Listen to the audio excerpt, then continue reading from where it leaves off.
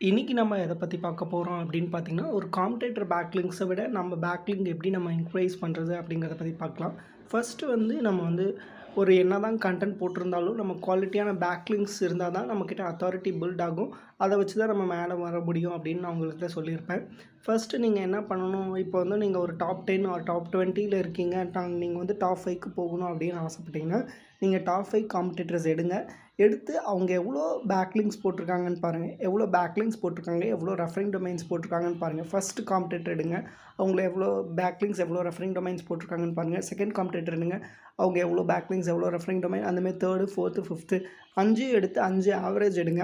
Average எடுத்து எவ்வளோ பேக்லிங்க்ஸ், எவ்வளோ ரெஃபரிங் டொமைன்ஸ் இருக்குன்னு பாருங்க. அத பொறுத்து மட்டும் அதுக்கப்புறம் என்ன பண்ணணும் அப்படின்னு பார்த்தீங்கன்னா, எவ்வளோ ரெஃபரிங் டொமைன்ஸ் அவங்க ஆவரேஜா வருதோ, அதுக்கு ஈக்குவலான ரெஃபரிங் டொமைன்ஸ் நம்மளும் கிரியேட் பண்ணணும். அப்பதான் வந்து நம்ம அவங்கள தாண்டி நம்ம வந்து மேல போ முடியும்.